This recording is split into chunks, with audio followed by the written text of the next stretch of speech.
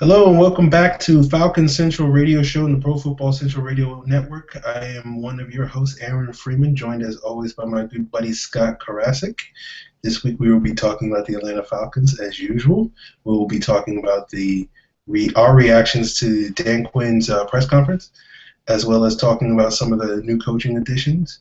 I guess it went so well last week with our debates on Paul Worrilow that we'll do another one on another player, Kemal Ishmael.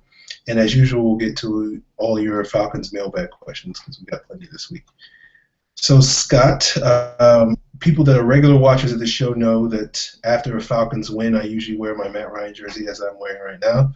Didn't get a lot of opportunities during the season to do that this year. But I'm wearing it now because I feel like this is a win with the Falcons hiring Dan Quinn. So, do you agree with me? At first, like when I first was looking into all the coaches, Quinn was probably third to last on my list. You know, take out Doug Marrone, take out Josh McDaniels, like he was right there at the bottom. And then the more research I did into him, the more people I talked to, spoke with a guy who worked directly with him, who's now scouting for an NFL team, and he goes, man, no, Dan Quinn is amazing. You want Quinn. You absolutely want him. He's the guy that I don't understand how he doesn't have a head coaching job other than the fact he's 44. So that said a lot to me, especially since it's someone I trust more than most of the guys out there. Cool. All right. Yeah, I was curious, because you weren't that thrilled on Quinn, 3 or 4 weeks ago, and then now you've changed your opinion, and I was curious what it was, and a lot of people have been tweeting you like, why did you used to hate Quinn? Why do you like him now? And so I think that's a pretty good reason. Well, he basically described everything that Quinn does well, and it's everything that I was saying I wanted to see in the next head coach. He was like, he's adaptable. He evaluates talent. He takes average talent and makes him look above average. He takes above average talent and makes it look elite. Just look at Richard Sherman. I'm like, Richard Sherman's an elite talent. He goes, right before 2013, nobody was saying Richard Sherman was elite. They're saying he's really good, but they weren't saying that he's elite. Mm-hmm. Now they're saying he's the top, if he's not the top, he's the number 2 corner in the NFL. Yeah, you're right.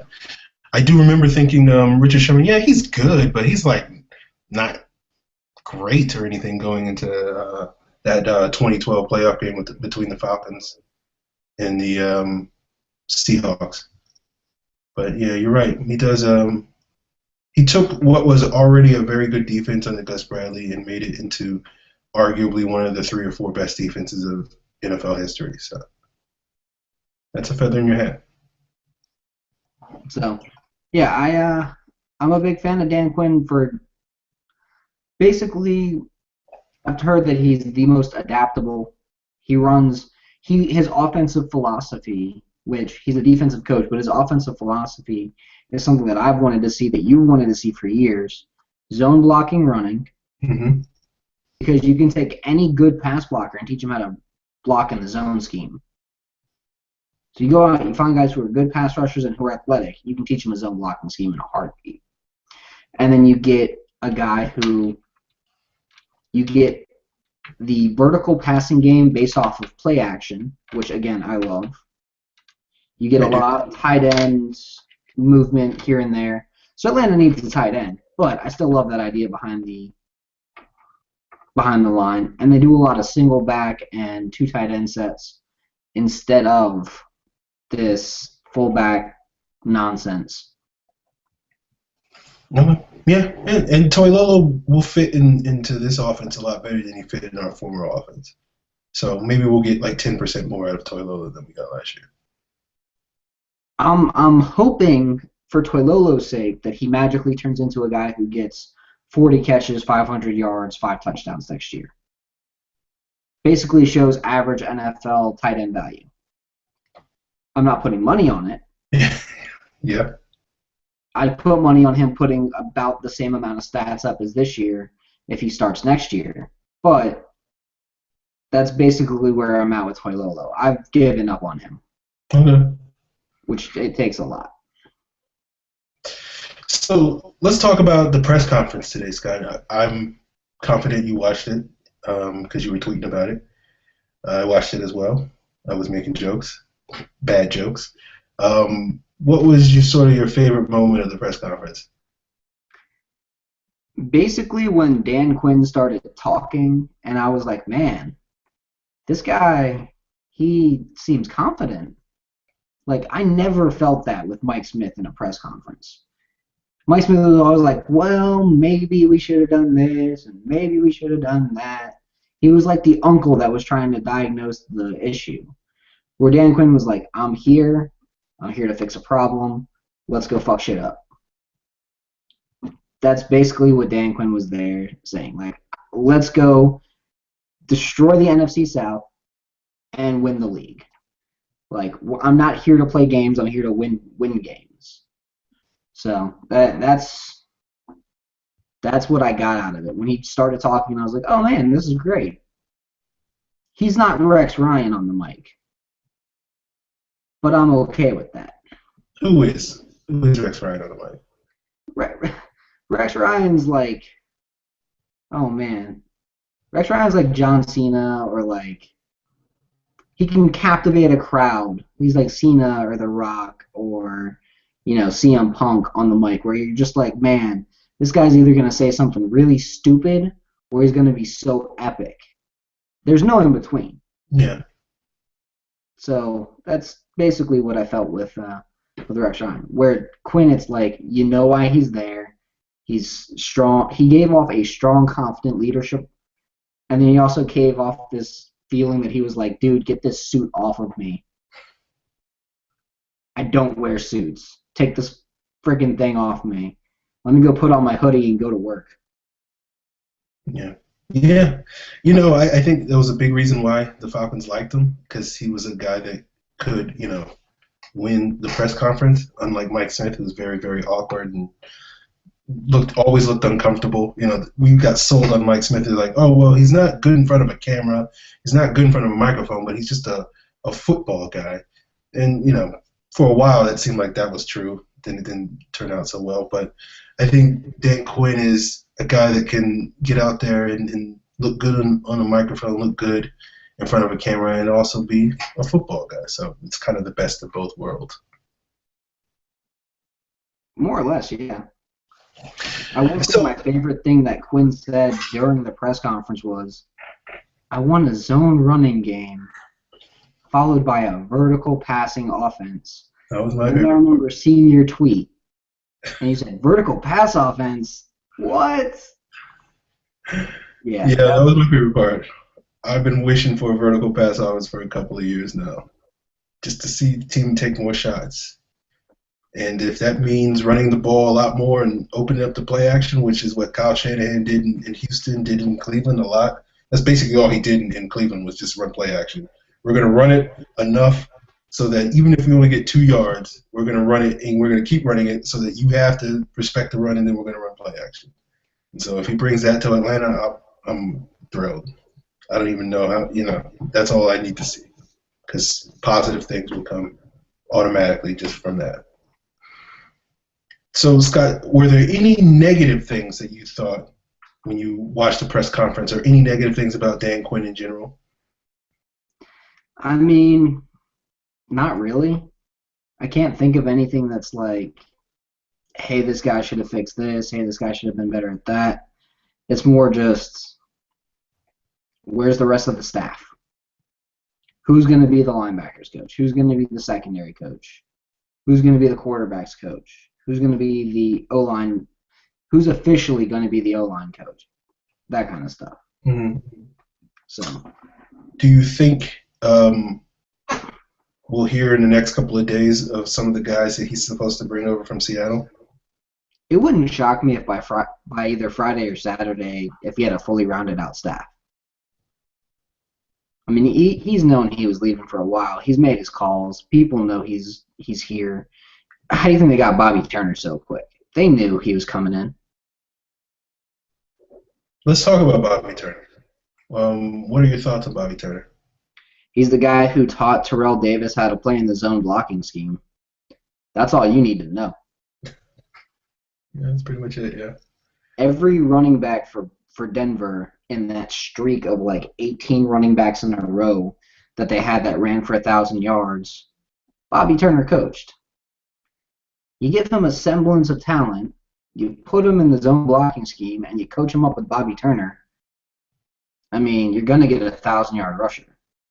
Devontae Freeman's a 1,000-yard rusher if he's the starter next year with Bobby Turner there. That's my view. At a minimum, you got one.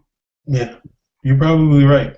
I probably wouldn't have said Devontae Freeman will rush for 1,000 yards next year until we hired Bobby Turner. And I was like, hey, it's very, very realistic now because pretty much anybody can rush for 1,000 yards under Bobby Turner, it seems like. Yeah, but that's okay. Yeah. With his zone blocking scheme and 1,000 yards, and now I think Freeman's got more value than just rushing for 1,000 yards. Though I think he's more of that receiver out of the backfield that'll add on another 400. That's where the real value in Freeman comes in. Yeah. Yeah, he may not be that every down back, but he's that back that'll get you a lot of yards, and that he's more of that Ray Rice kind of back, that Maurice Jones-Drew kind of back, than he is that that pounding grinder that a lot of Falcons fans want, like that Todd Gurley kind of back. Yeah. Well, it's interesting that you mentioned Todd Gurley because it seemed like Bobby Turner loved hitting some Georgia running backs while he was at Denver. They had Terrell Davis, Orlando Scary, no Sean Moreno. So it would seem, and it seems like most of the running backs they usually target, I think Clinton Portis was the one exception, usually were those 215, 220-pound running backs that usually were successful in Denver. And obviously when he went to Washington with Shanahan, with Alfred Morris. So it does seem like there's a pretty good chance that Gurley is exactly the type of running back, or any guy that's 220 plus pounds will probably be on the Falcons' radar this year. So guys like David Cobb out of Minnesota, who's extremely good, has experience in his own scheme. St. John Days out of Georgia Tech, 235 pounds, experience in his own scheme. Mike Davis out of South Carolina, not experienced in his own scheme, but a big dude and looks kind of rumbles like Michael Turner. Ayaji from Boise State. He's another one. David Johnson from Northern Iowa has no vision whatsoever, but at the Senior Bowl, they played him in zone schemes, and he looks good. Could spend a mid to late round pick on Tyler Varga out of Yale and have a good back. I mean, you got a bunch of guys. I'm just going down this list and looking at guys, and I'm like, wow. You probably have a 1,000-yard back with pretty much any one of the guys I just listed. Yes. It is a good running back class, so it's definitely the Falcons have the choice. It'll be interesting also if they bring in Roy Halou, because Turner coached him in Washington, and obviously Shanahan had him in Washington. And so he would be, if they don't re-sign Quiz, and we should mention that Quiz played really well in his own scheme at Oregon State. So they could definitely bring back Quiz. But if they don't bring back Quiz, I think Halou would be a natural fit to sort of replace him as an option on third downs. Maybe. I think Atlanta's going to do more of that draft 3 guys or draft 2 guys, re-sign Antone, and hope that you get a guy out of it.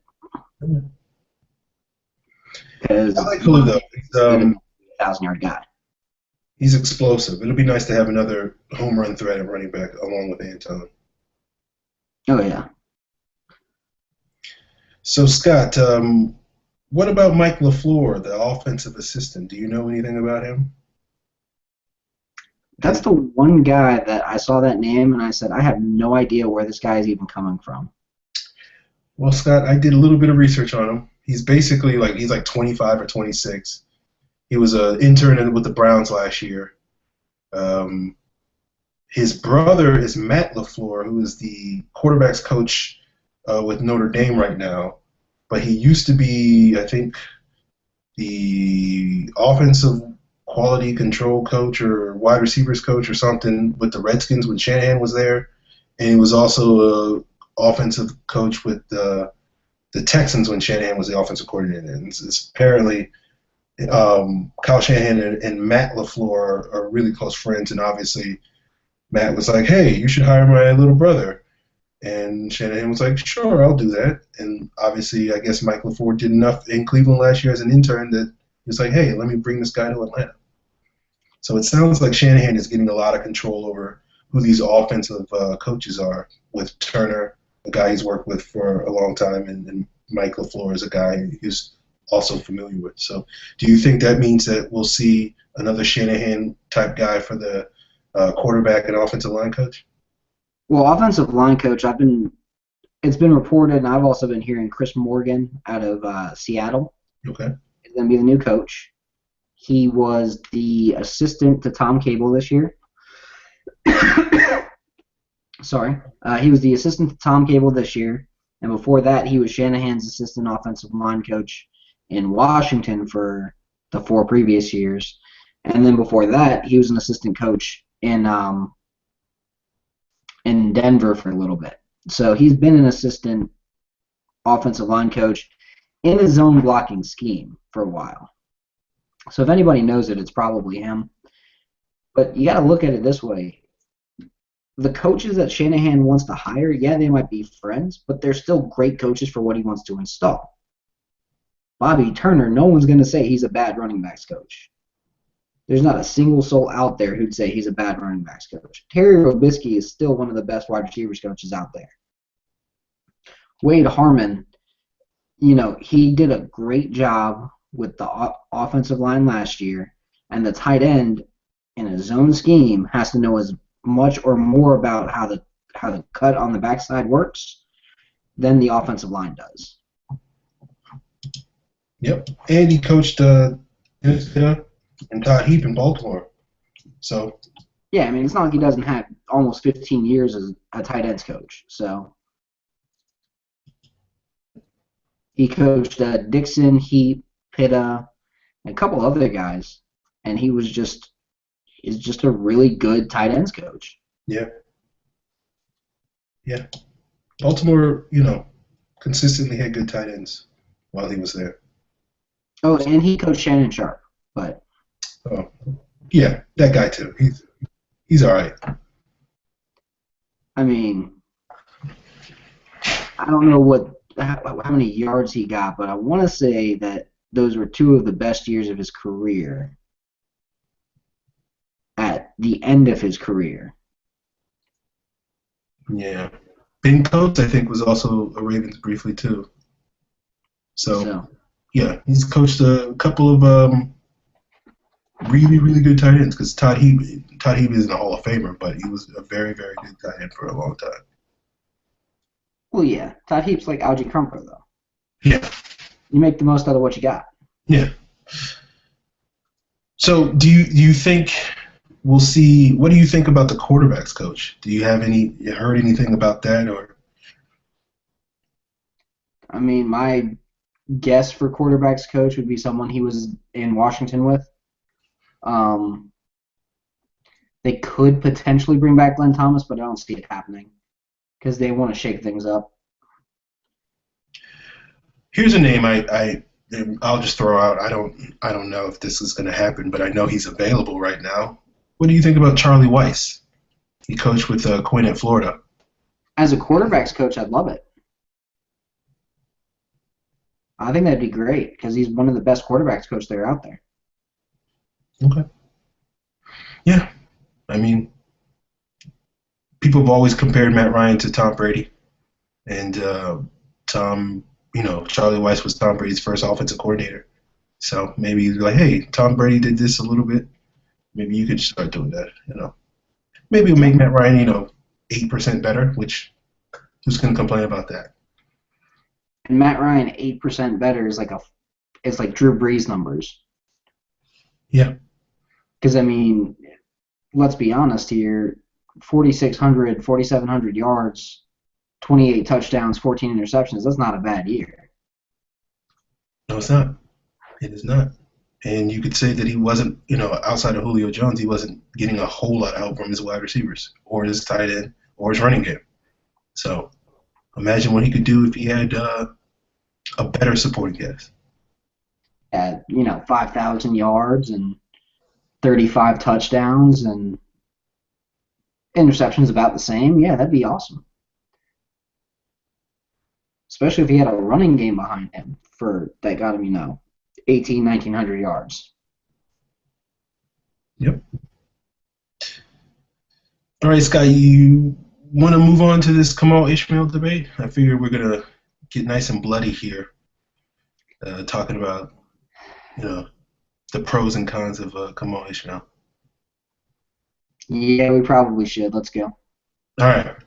So maybe next week we'll find a player that I really like and Scott is just kind of on, but it seems like the last 2 weeks we picked guys that I've been and Scott has been at least a bigger fan of. I don't want to put words in your mouth and say that you love Kemal Ishmael. So what do you think about Kemal Ishmael? Right now, he's a third safety. He's a guy who, if William Moore goes down, he could start at strong safety in the NFL very easily. He could start for multiple teams right now at strong safety. Safety play in the NFL is garbage. And he's one of the few that actually won't get beat deep as much as the other guys.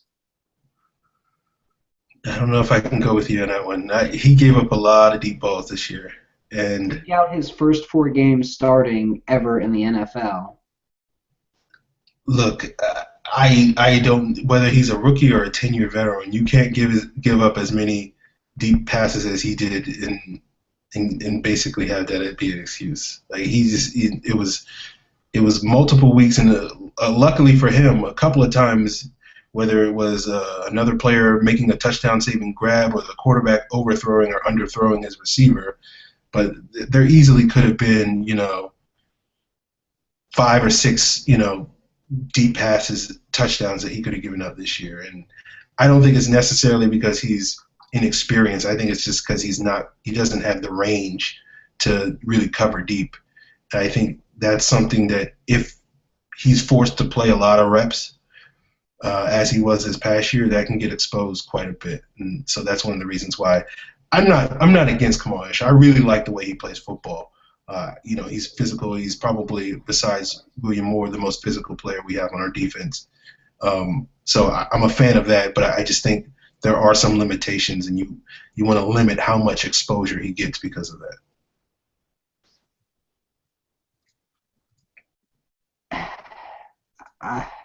I disagree. Okay. I think again, you get a coach who maximizes roles. You figure out what his best role is, and it's that Cam Chancellor style role. Yeah, maybe he's not as big or strong or powerful as Chancellor is, but I think he's better at covering a tight end than Chancellor is. I think he's a little faster than Chancellor is. I don't think so. I think Chancellor plays that role in Seattle because that's all he has to, because he has Earl Thomas. But I think if on a different team with different personnel, Cam Chancellor, we would think a lot more differently about Cam Chancellor than what we do in Seattle, because I think he's capable of doing a lot more than what he's asked to do in Seattle.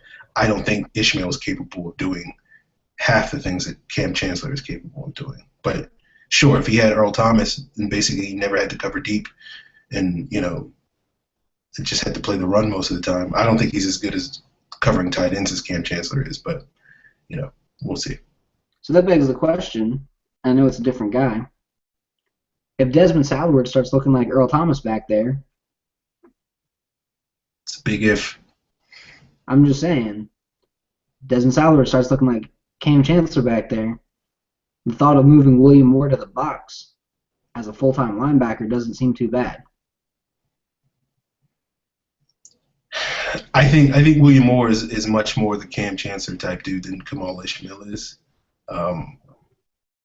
But I don't think you have to put William Moore in the box. I think he's fine playing the run. Obviously, he's best playing the run, but I think people tend to exaggerate and act like he's not good in coverage. I think he's excellent in coverage. He's not good in man coverage. But I think that's really. But obviously, William Moore's getting old, so you got to find someone that can replace him. I think Ishmael is more of a stopgap replacement for William Moore, not exactly the guy who I'd groom to be the long-term replacement for William Moore. But we'll see what happens. I do think the worst case scenario for Ishmael, though, is the third best safety on the roster. Someone goes down, he steps in and starts. He picks off a couple passes, and everybody's happy. I hope so. To me, he's kind of like, to me, the best case scenario for Kemal Ishmael is he's a slower major right, which is a guy that can start and be okay, but more often than not, if you start him, you're going to be like, we need to get another safety next year in the draft or in free agency. He's just like a lot like major right. He's not going to be able to lock down the spot, but it's like, yeah, if we got him, we can live with him. That's who Ishmael is to me. And I think best case scenario, he's a slightly slower Jarris Byrd playing strong safety, because Byrd doesn't cover deep that often. Byrd covers more of that intermediate to mid. As much as people say he tries to cover deep, I'm going back and watching film on Byrd, and he's not covering deep. He covers maybe the deep quarter, and that's it. I think the thing with Byrd was he has the potential to cover deep. That's what people were talking about because of his speed and range. But you're right, he didn't actually do that a lot in New Orleans or Buffalo. I think best case scenario, Ishmael's the third safety. I think normal case scenario, he's the fourth safety. I think if you're building your safety talent, you want two starters, obviously, and that third safety has to be a guy that, given that safeties are the most injury-prone position in the league, you need a guy that's basically a starter. And I think the problem with Ishmael is if you put him out there as a starter, again, he's not a great deep cover guy, and I think that's going to limit what you can do defensively. And I think he's the guy that, I'll start him if I have two injured safeties, but not if I have one. That to me is where he is. He's the fourth safety, and I think he's a decent player, but I think people are overrating how good he is. I just think it's because we like seeing a guy who wrap up tackles and intercept passes.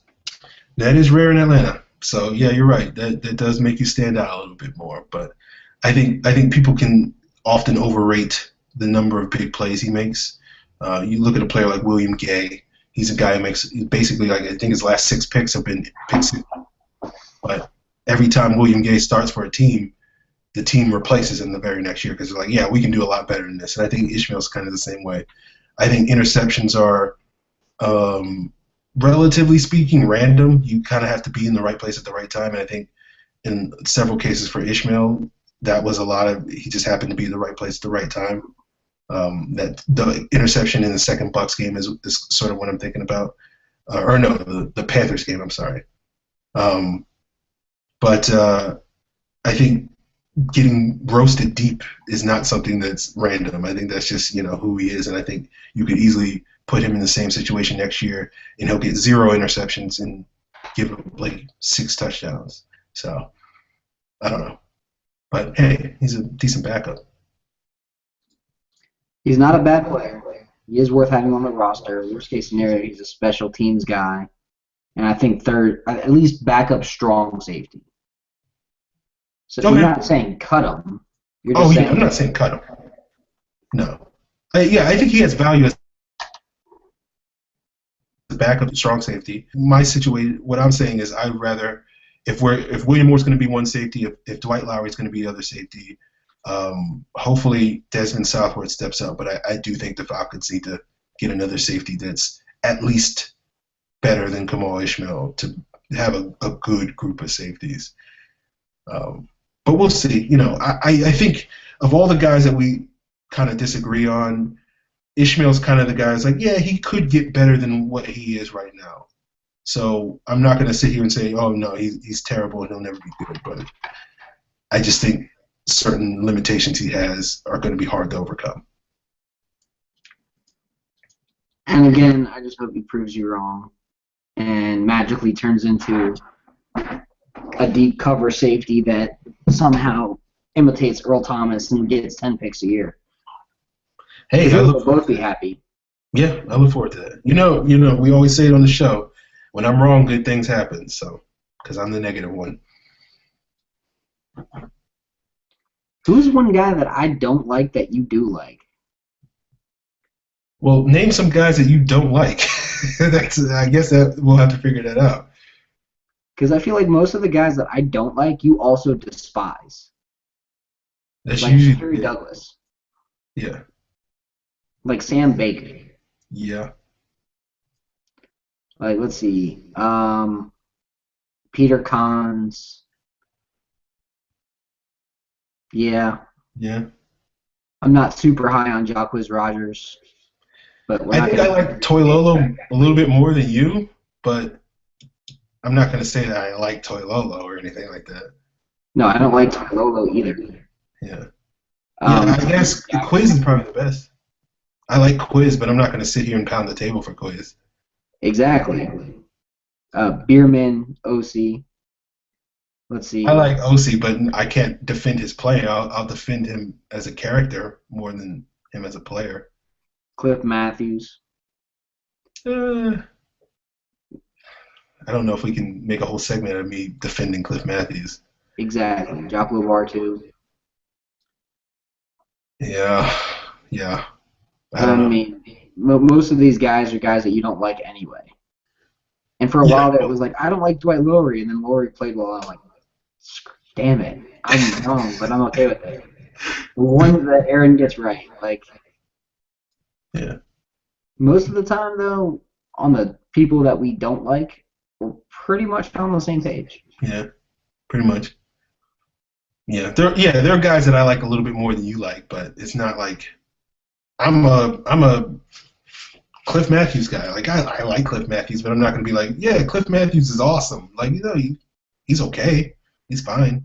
It's Like, we gonna could argue over Justin Blaylock and say, like, hey, he doesn't belong on the roster next year because he's not a good fit for the zone blocking scheme. Like, that's what I would say. yeah, and But I would say you're right, but I wouldn't cut a top 25 guard. I would, especially But since you can find one better in the draft. But maybe. Okay, well maybe we should do next week about Justin Blaylock. maybe. All right, let's get in these mailbag questions because we got like 7,000 of them. Thank God. All right. Charlie Plummer asks, with Quinn's fast and physical approach, who do you see him targeting in the draft and free agency? I think a guy you could see is Brian Arakpo, especially as an injury target in free agency. I do think he's going to try and go after Dante Fowler. He loved Dante Fowler when he was trying to recruit him at Florida. He's a big reason why Fowler even chose to go to Florida. And if Atlanta took him at 8, if he's there at 8, they could easily have the next Justin Houston on their hands. I think that is the guy.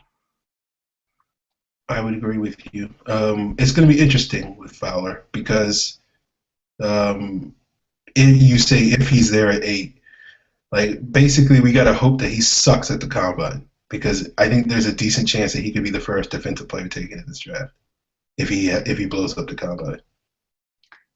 In doing all my film study this year, I finally wrapped up prelim grades. I'm going to go back over it. I'm going to add combine numbers in.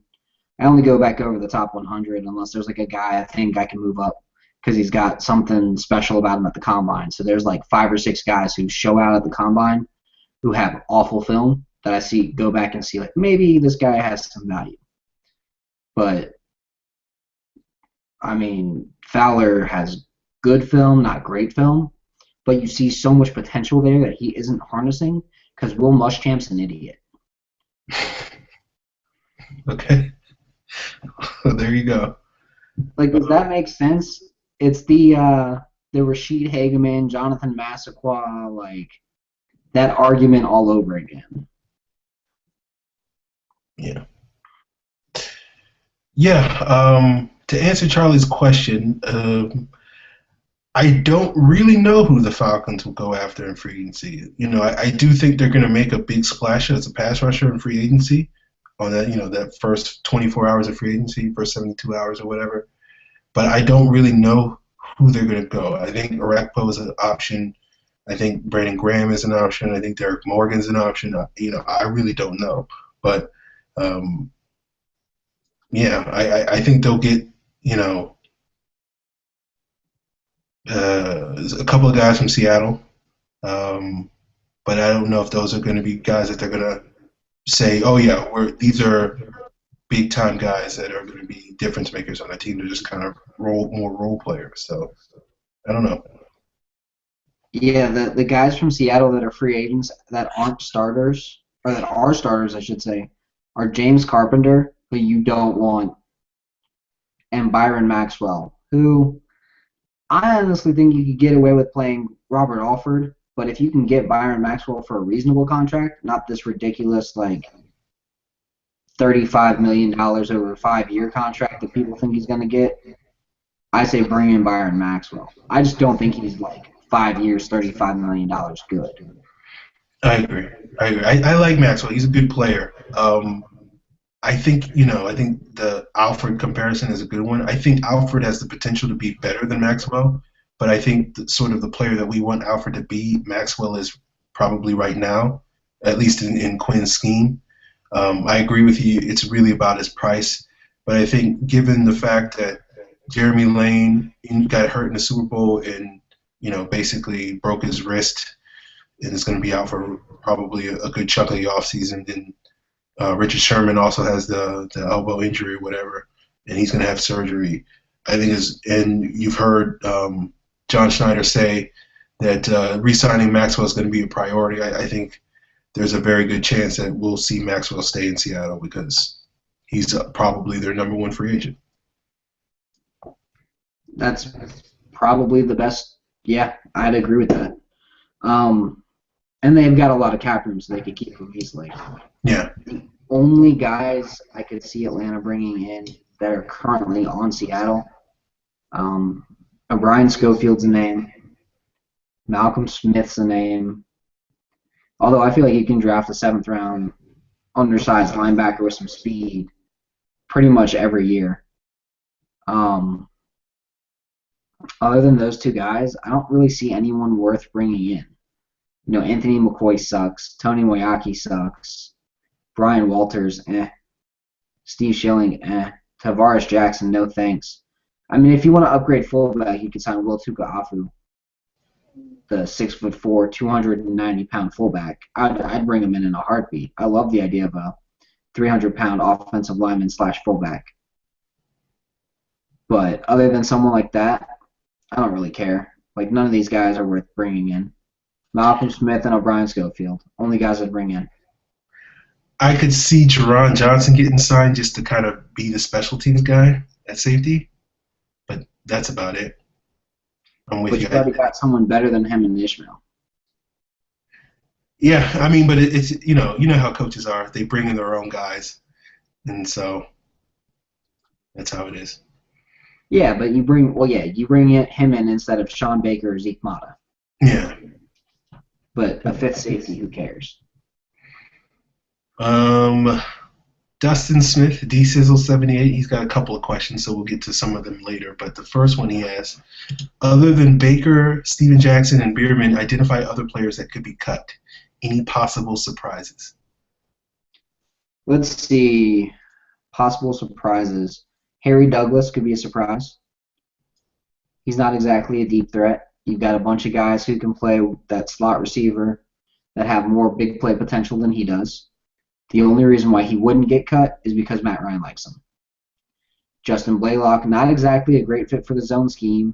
If you cut Baker and Blaylock this year, the cap hit on offensive linemen goes down almost $10 million, which is ridiculous.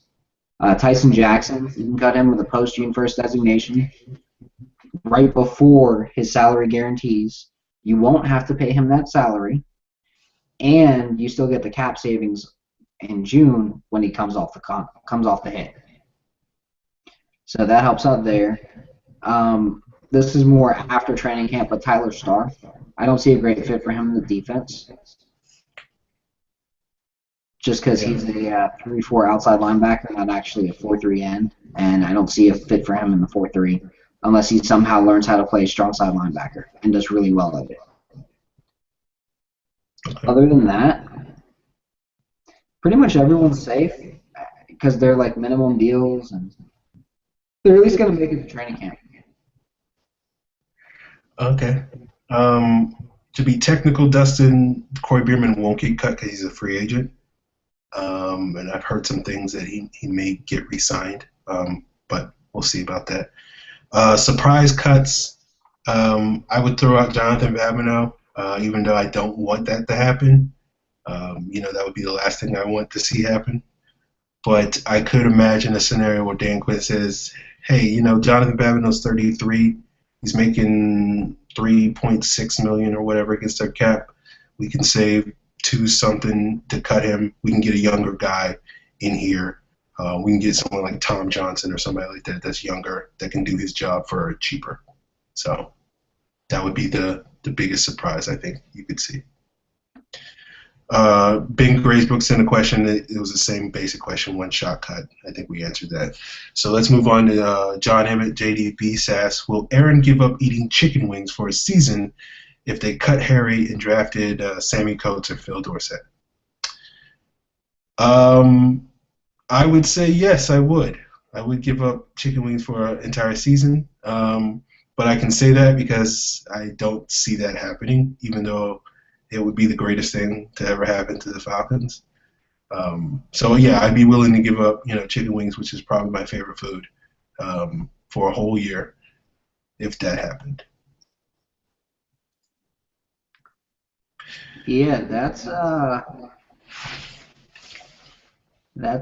yeah. You shouldn't give up chicken wings. They're too delicious. They are. No chicken wings. Yeah, I can't do it. I can't give up chicken wings.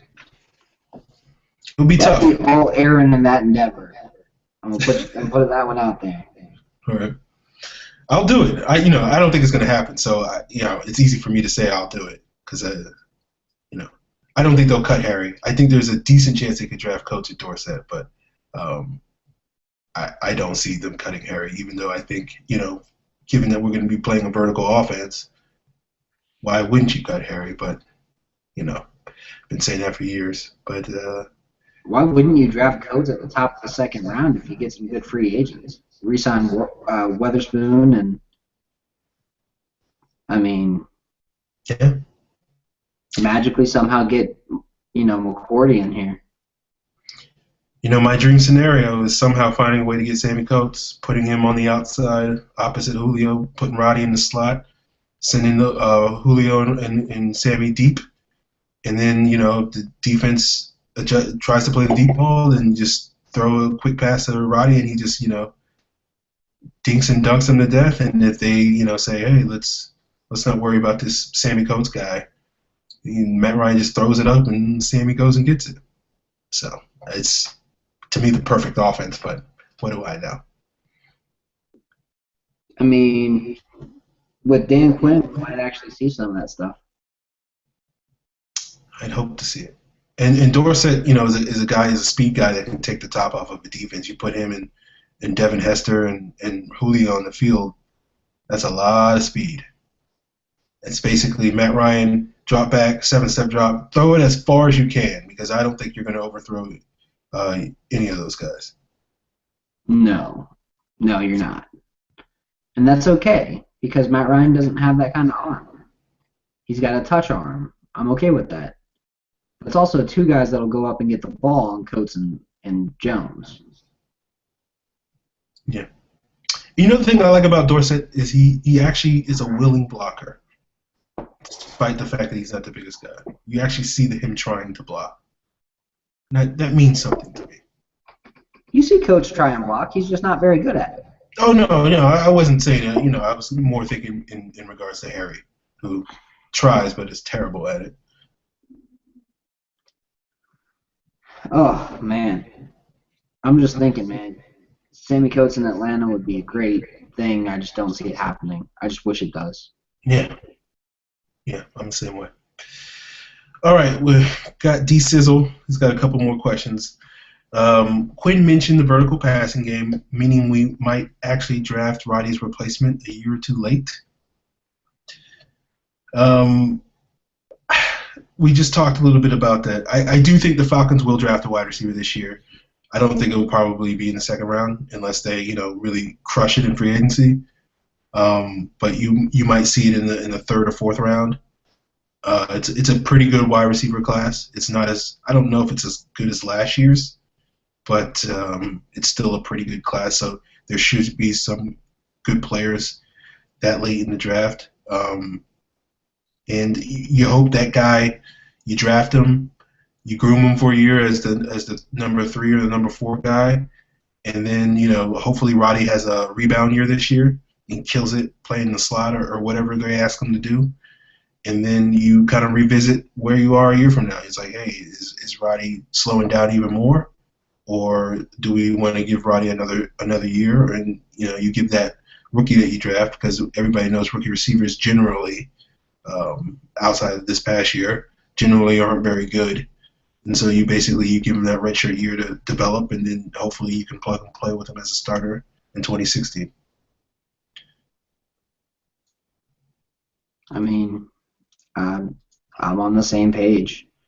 I think you crush it, but I think the goal is to crush it in free agency and at least have starting capable players at free safety, at coverage linebacker, at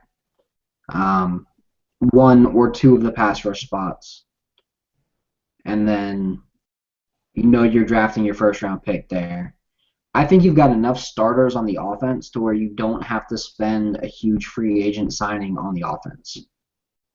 Because I think you've got your 5 starting linemen right there. Matthews, Blaylock, Hawley, Asamoah, and Schrader. I think you've got some depth there. I think at tight end, you can at least hope Toilolo improves. I think at wide receiver, you've got starters at the very minimum with Roddy and Harry in case one of them goes down. And then I think you've got a starting running back in Devontae. So you don't have to break the bank in free agency to fix your offense or anything. And yes, Julio's a starter. I didn't list him because it's kind of a given. Yeah. And somebody by the name of Matt Ryan, I think he's a starter too. Again, that I didn't list Matt Ryan because it's kind of a given. You've got your franchise quarterback. And I didn't list fullback because it's fucking irrelevant. Yeah. Pretty much. Oh, we've got this body who can block. Yeah, that's great. As Atlanta proved in 2006 when they went through 4 different fullbacks in the same year and still led the NFL in rushing, you can get 4 different fullbacks in the same year and still lead the NFL in rushing. Because fullback is irrelevant. It is. It is. Dustin has another question. With Quinn, do you actually believe we'll have a good defense? I heard about one for years, but I've never seen it. I think as early as next year, Atlanta will at least have a league average defense. And I think as early as 2016, Atlanta will have a top 8 to 10 defense. Now, if he beats those benchmarks, which is very possible, because I think there's a lot more talent on the team than a lot of people do, but if he beats those benchmarks, I think Atlanta goes from winning, 6 and 4 games to, hey, Matt Ryan's got a defense behind him. They're blowing people out. Holy crap. Because we all know Matt Ryan can work in an offense. We all know Matt Ryan can score points with the players Atlanta has around him. I probably added a year on the timetable just because, I'm obviously not as high on our current defensive talent as Scott is. But I would say probably this year you're shooting to try break the top 20, top 25. Next year you're shooting for that top 15. And then maybe 2017 with the new stadium, that's when you're going to have that top 8 to 10 defense. But, we'll see how it goes. One more from Dustin. When Quinn watches tape of the defense, will he curl up into the fetal position and ask for his mommy and a binky? My answer is yes. I think he will, but we'll see what happens. My answer is no, because he's a 44-year-old man. And because he's not Mike Smith. He's going to look at it and go, I can use that guy, that guy, that guy, that guy. I can use that guy and that guy. I can use that guy and that guy. But I need like 5 starters to make this shit work. I need that free safety. I need a couple coverage linebackers. I need a couple pass rushers. And I think I can make this thing work. Okay. All right. Rise Up Reader asks, which current Falcons players will benefit the most from the Quinn hire? All right. He also asked who's going to suffer the most. Oh, yes. I'm sorry. I can't read. And that's one that I would like to answer first. Because we all know that I enjoy the pain and suffering of certain players. Okay. Namely, Troy Bierman, who's going to be out of a job in Atlanta. Tyson Jackson, who's probably going to be out of a job in Atlanta. And let's see, who's the other one that screwed up this year? Oh yeah, Robert McClain is probably gone. And I kind of like Robert McClain. He's been on the show a couple times, but it's about time for him to go. Okay. And then the guys who it benefits, Corey Peters is probably a prime candidate for a re-sign at this point. He's a much better fit for Dan Quinn's defense than he was for Mike Nolan's. Paul Soliai, he's not someone you cut, but he is someone that you say, you know what, you're big, you're old, you're playing 35 to 40% of the snaps. Are you cool with that? And he probably goes, hey, just don't cut me. And he's happy. And then Jonathan Babineau, I think you start a rotation with Soliai and Hageman as your defensive tackles on the inside. You rotate in Peters and Babineau in pass rush situations, and then just go from there. And you play Peters and Hageman about 60%. You play the other two about 40%. And I think you have a much better defense on the inside, at least, doing that. I think on the edge, I do think Malachi Goodman could be a shock in the defense. He is a good fit for the 5 tech. You know how you were talking about Red Bryant? I think Goodman is a skinny version of that Red Bryant. He could look more like a Justin Tuck type in that role. Maybe not a 10-sack guy, but like when Tuck was getting 5 and 6 sacks and a lot of pressure and then basically playing the run and setting the edge, that's the Malachi Goodman I think we get next year. And I think Massaquoi is going to get a good fit in Leo. I also think Worrilow not having to play intermediate to deep coverage like he was dropping back into sometimes. Whoever came up with the idea to have Worrilow man-to-man on a wide receiver is an imbecile. Worlow's not going to be covering tight ends one-on-one either. All of his big issues are going to be gone because his role in Quinn's defense is going to be the same as Wagner's, which is drop back into a 5-yard zone, blitz, or play the run. That's it. That's what he's good at. Okay. Guys that will benefit. Oh, I'm sorry. Were you? I was going to say, obviously, more than Okay. I think Alfred will benefit. I think William Moore will benefit. I think Weatherspoon will benefit. I think Hageman will benefit. I would agree. Corey Peters, I think, will benefit if he's back. I think Bartu will benefit. I think they've had a lot of success with athletic guys and simplifying the scheme. I think a lot of Bartu's problems last year were he doesn't have the fastest eyes, which basically means you can see the wheels are turning very, very slowly as he's reacting to plays. And with Quinn simplifying things, I think it'd just be, hey, run over there and hit that guy as hard as you can. And I think that's something that Bartu would do very well. Guys that will suffer. Lowry could suffer if he's re-signed and they ask him to play center field. I don't think that's really where you want to use Lowry. I don't really think Worrilow is going to benefit a whole lot from this scheme, but maybe I could be wrong. Jackson will suffer. Play man coverage pretty much ever. Well, I don't know if he's athletic enough that this scheme really likes his linebackers to be. I guess that's the issue, but we'll see. I mean, the positive for Worrilow is he's a very instinctual, smart player. So I guess the fact that if he doesn't, if it's simplified, then I guess that means he'll be extra good. I don't know, but we'll see. I don't know. He was having the same issues throughout the season that Bartu was having. And you could see it. Hey, this is my extremely complicated assignment on this one play where I either can sit back and then blitz, and then you could see he was having issues with the same thing that Bartu was having. Mike Nolan's schemes are extraordinarily complicated. Unless you have guys who process like that, it's not going to work. See, I disagree. I think Worrillow's problems weren't mental. I think, there was I probably count on one hand how many times where I watched tape and said, oh, Worrillow's out of position, or he doesn't know what he's supposed to be doing on this play. I thought all his problems were physical.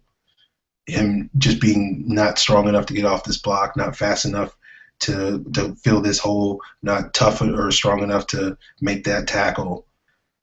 So I think that's, Quinn's scheme, at least as far as Seattle, and when you look at what Richard Smith has done in Denver, a lot of that is just give me athletes and, just tell them to go run and hit guys. And I think that's the weakness of Worrilow, being the guy that can run and hit as opposed to being the super smart guy. But we'll see what happens.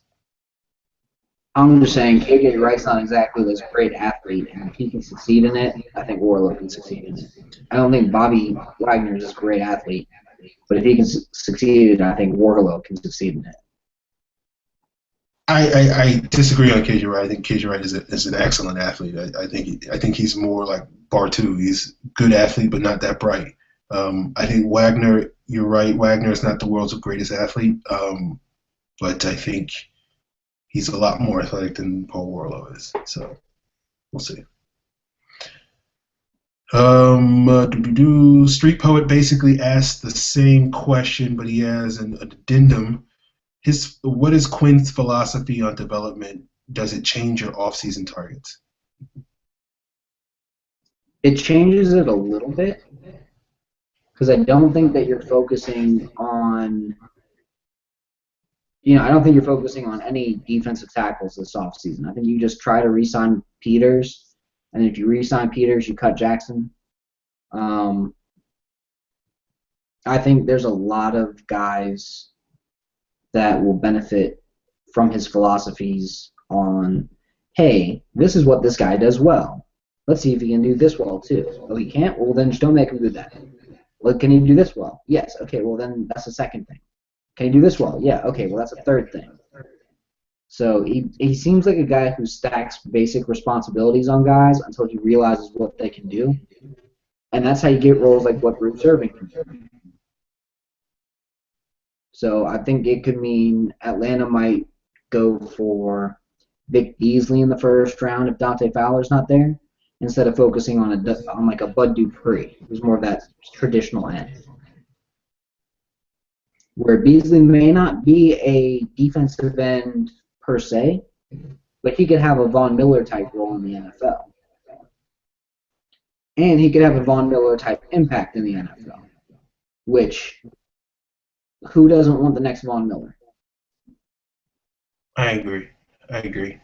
People always ask that question about edge rushers. Is he more of a 3-4 outside linebacker, or is he more of a 4-3 end?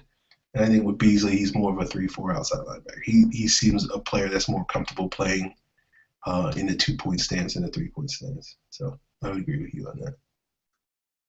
but he could play in the 4-3, that strong side, and then slide down and be an end and nickel. That's what Bruce Irvin was. So you're right. Yeah. Yeah.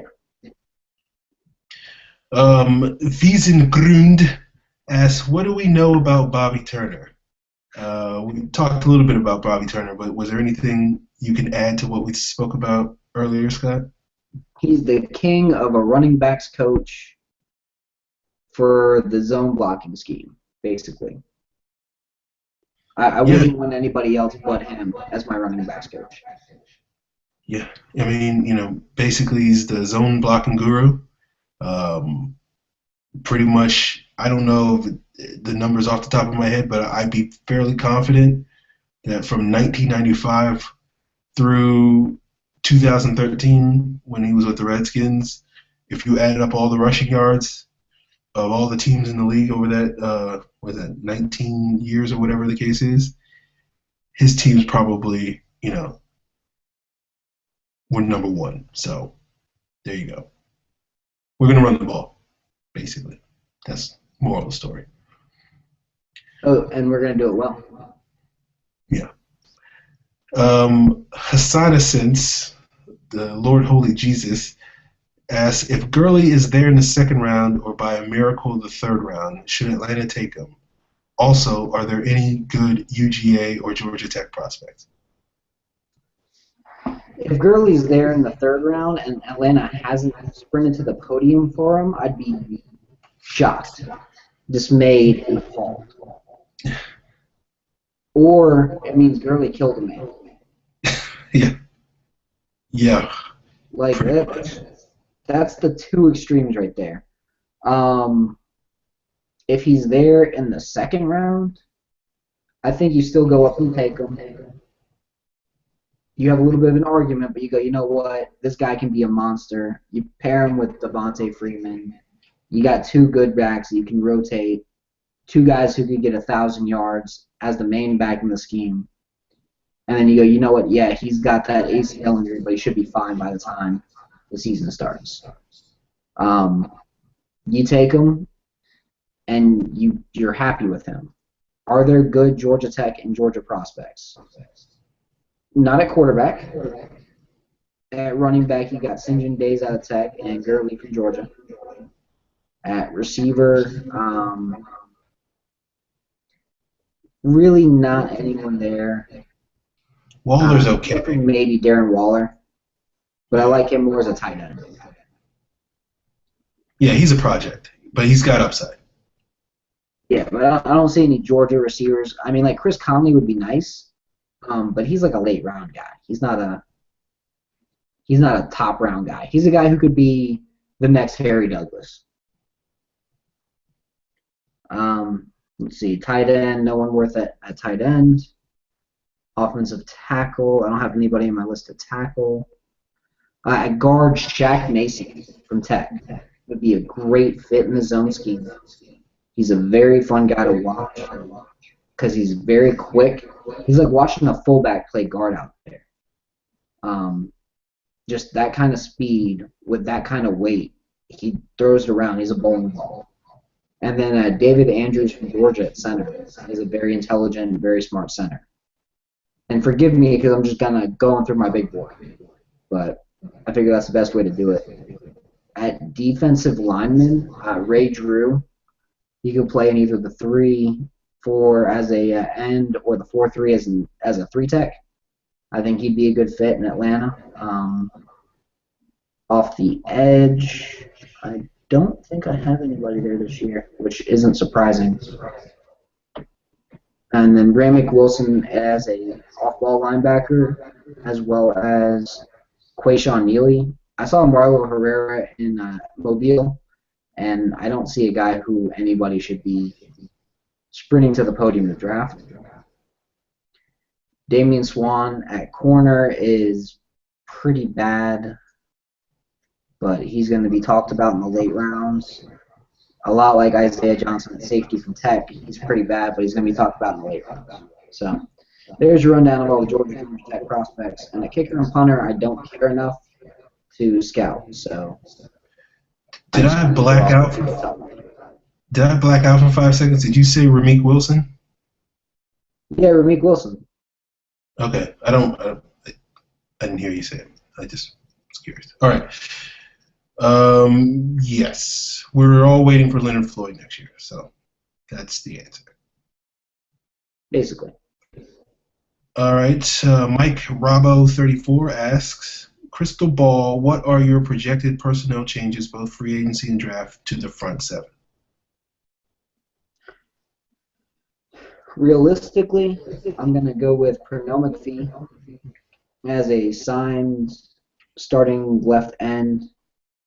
I think you've got Rashid Hageman at the 3 tech. You got Soliai at the 1.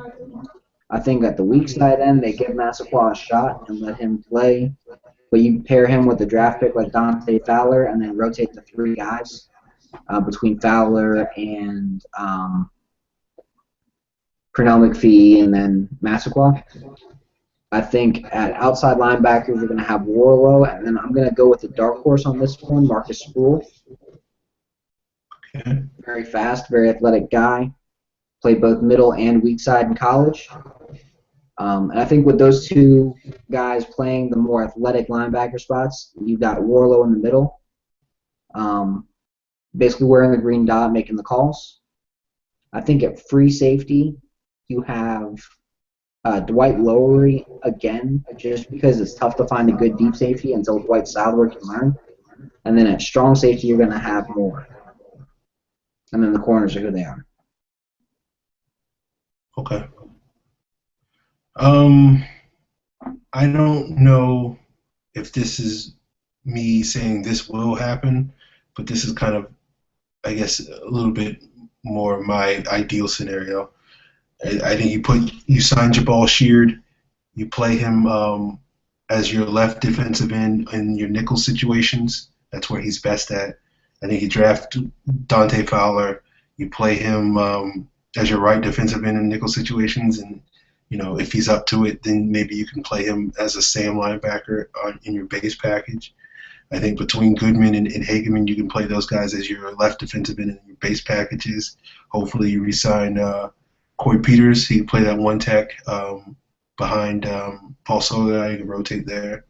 Babineau will be your 3 technique in nickel situations, and maybe you have Peters as your 3 technique at base. Weatherspoon's back. He's 1 outside linebacker. Bartu is his backup. Maybe you put Shimbo as the Sam linebacker if you don't put Fowler there. Worrillow's at Mike, but I think you draft somebody in round 2, round 3. Maybe someone like a Paul Dawson, who on the previous show I said reminded me a little bit of Darrell Washington. Not a classic middle linebacker, but I think you can develop him there, kind of like Bobby Wagner. So yeah, that's kind of the front 7 as I envision it. Yes. All right. Brandon Chapman asks, what are the logical free agents the Falcons may go after, and when does Julio get the extension? Julio gets the extension when they agree on the extension. It's not that Dan Quinn's going to say go out and just resign Julio, but there's no question that that's going to happen. I'd be absolutely shocked if Julio doesn't at least get offers. Other than that, it doesn't make sense to not let him. I think in terms of actual timing, right before the season, just like the Matt Ryan extension came in mid-June, I think that the Julio extension is going to come in right around the same time. As far as the realistic free agents, you got a couple guys like running back. You could go sign Justin Forsett or Shane Vereen. Wide receiver, you could sign, maybe Torrey Smith or Cecil Shorts. Tight end, you could go out and get Julius Thomas is a realistic target. Jordan Cameron is a realistic target for there. I don't really want Charles Clay, but I'd say he's realistic. If you want to get a guard, Orlando Franklin would be the only real upgrade over what you currently have. And he's 27, so it wouldn't be too bad of a signing. I don't really see a need for a center, but pass rushers, Jerry Hughes would be realistic. Brian Arakpo would be very realistic. Don't get your hopes up for Greg Hardy. Pernell McPhee or Javal Sheard would be very realistic. And then Jason Worrells could be a dark horse there. And that's basically it, yeah. Yeah, I think they're going to want to give Julio the extension, but I think they'll wait a little bit.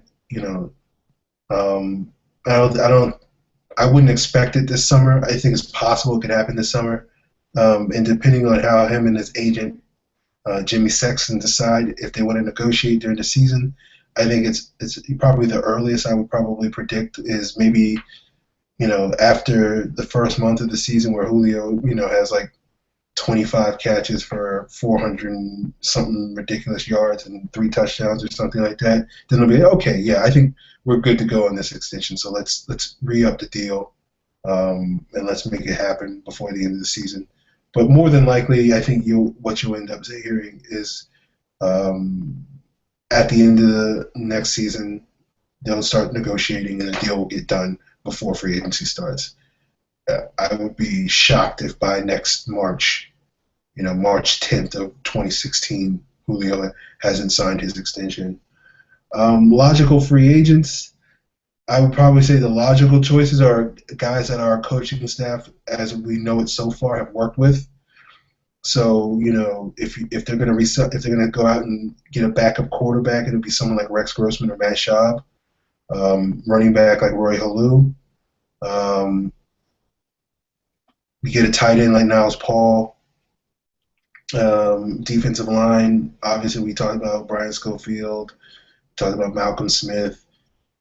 Maybe you get somebody like Walter Thurman from the Giants who played in Seattle.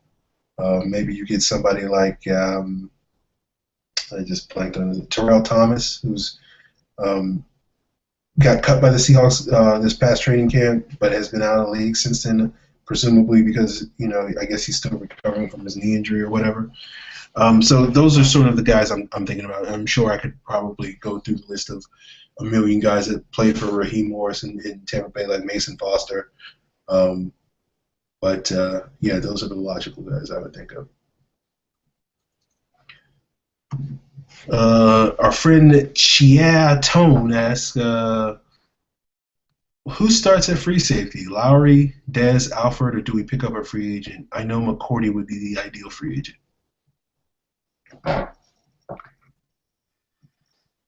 I mean, McCourty would be ideal, but he's the only one that is out there that would be that role. I don't think you start Alford at free safety. I think he's got more value at right corner, especially since he's a playmaking, intercepting cornerback.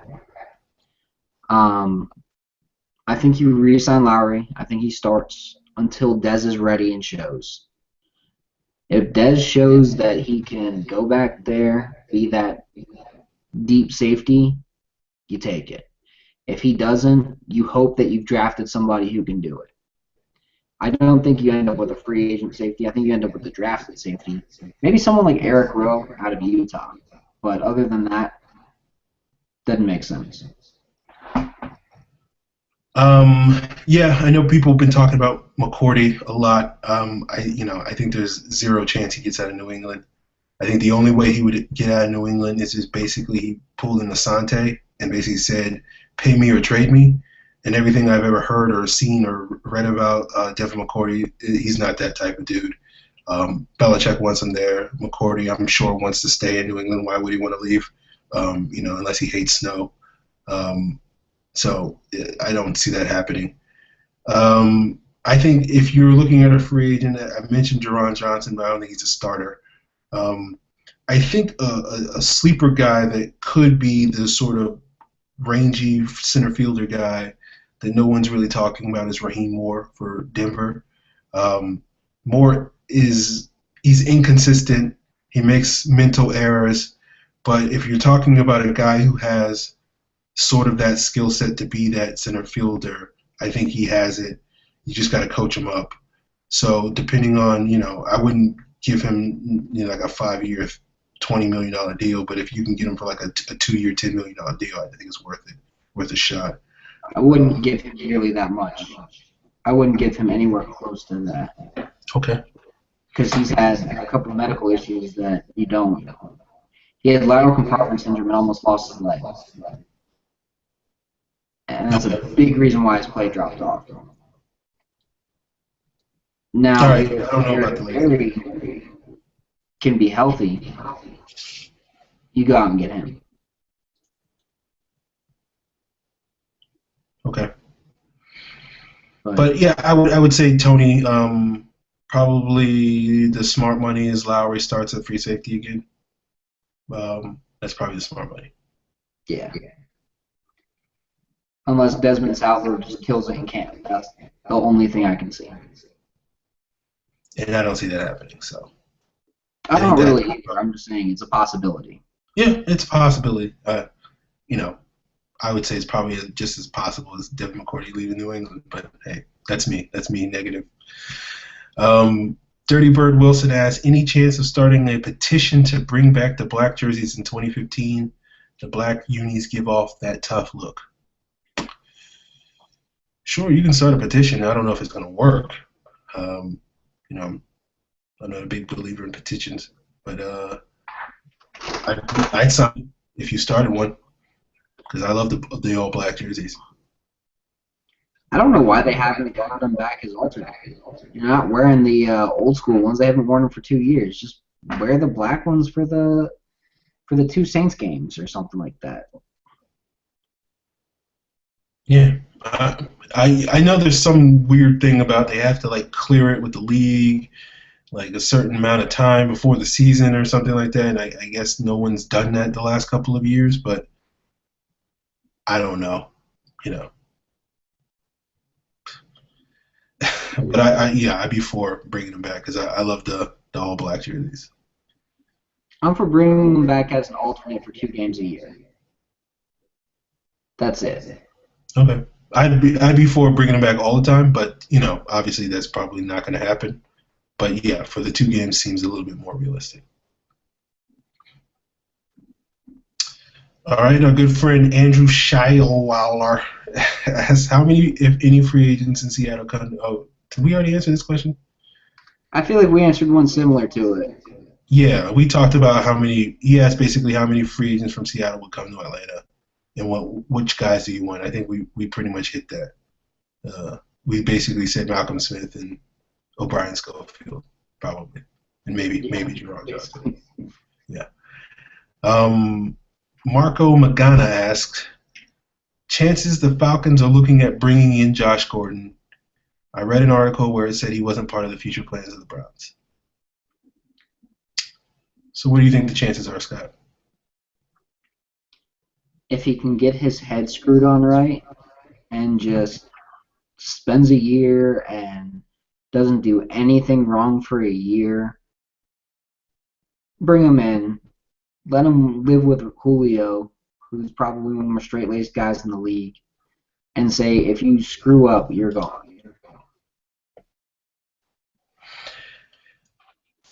I would be all over bringing in Josh Gordon. If I was running the Falcons, I'd be like, I hope the Browns cut him. I hope the Browns have given up on him because, he's going to be 25 when he gets reinstated in the league. You can work with him. Obviously, he's basically one hit from being banned indefinitely. But I think he is a guy that wants to get better. He just needs to be, put in a situation. You need people that will help him make better decisions, and you just can't kind of let him be on his own to make good decisions because he's clearly shown that he doesn't do that. Do I think that there's any chance of it happening? No, I don't see any chance of it happening. But a man can dream, right? You can So dream. we got one more mailbag question. Our good friend Brian Harrington asks, how many boxes of pizza can we each eat? Boxes of pizza? Yeah.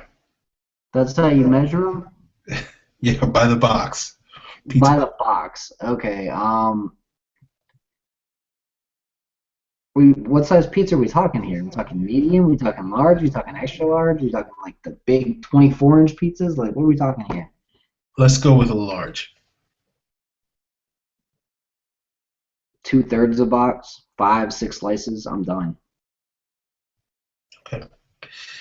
When I'm hungry, I can take down a whole large pizza. I don't feel good about it afterwards. I get the itis and I pass out. But if I'm hungry, I can take down one box. Yeah.